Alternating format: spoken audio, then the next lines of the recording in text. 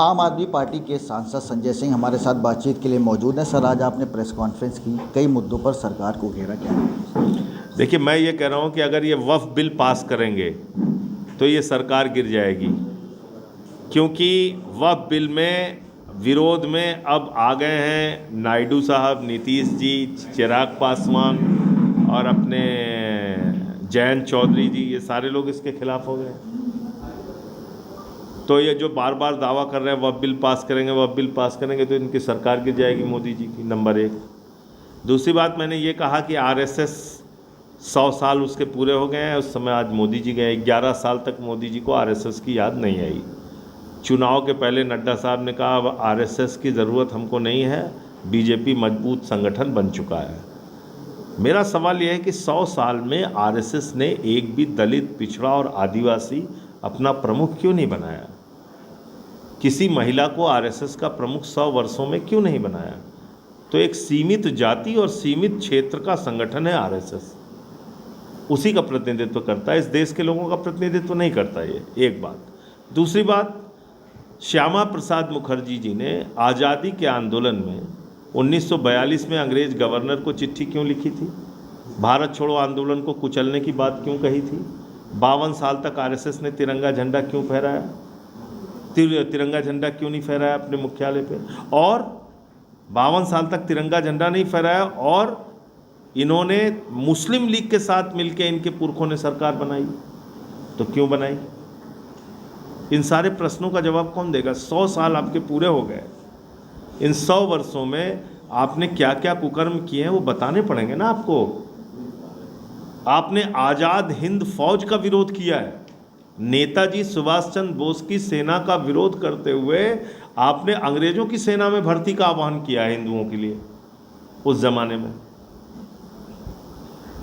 तो ये सारा काला इतिहास है। आरएसएस को 100 साल पूरे हो गए, तो इसका जवाब देना चाहिए। उत्तर प्रदेश सरकार ने कल एक आदेश जारी किया कि जो धार्मिक स्थल हैं उनके 500 मीटर के दायरे में आने वाली तमाम जो मीट की दुकानें हैं उन्हें बंद की जाए और अवैध भूचड़खाने बंद की जाए। कैसे देखते हैं? दारू की दुकानों पे एक के बदले एक बोतल फ्री मिलेगा।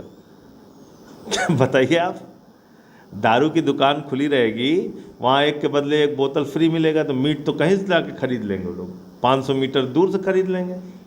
बोतल चढ़ाने के बाद तो मीट खरीद लेंगे ना। 500 मीटर क्या हो तो फिर 500 किलोमीटर की रफ्तार से दौड़ेंगे एक बोतल के साथ, एक बोतल फ्री लगाने के बाद।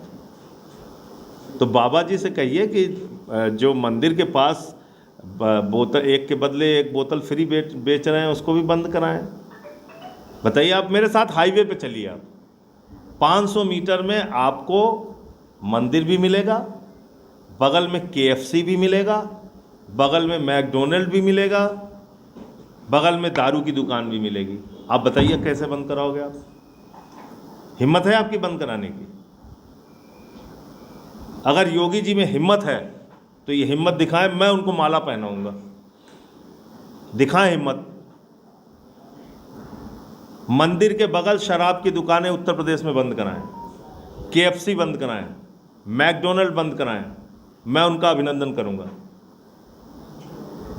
करिए। मुख्यमंत्री ने निर्देश दिए है कि रामनवमी के मौके पर रामचरितमानस का पाठ किया जाए सभी मंदिरों में।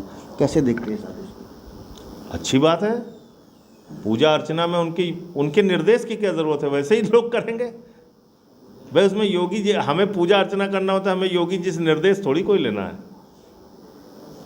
हम महाकाल का भी दर्शन करने जाते हैं, प्रभु श्री राम का भी दर्शन करने जाते हैं, शिरडी वाले साईं बाबा का भी दर्शन करने जाते हैं, सिद्धि विनायक का भी दर्शन करने जाते हैं, बालाजी का भी दर्शन करने जाते हैं। तो हम योगी जी के, हमको रामचरितमानस का पाठ करना होगा तो हमें योगी जी के निर्देश की ज़रूरत थोड़ी है। बहुत शुक्रिया बातचीत के लिए। आम आदमी पार्टी के सांसद संजय सिंह हमारे साथ मौजूद थे, जिन्होंने आज प्रेस कॉन्फ्रेंस की और कई मुद्दों पर सरकार को घेरने का काम किया। लखनऊ से अजहर खान, भारत समाचार।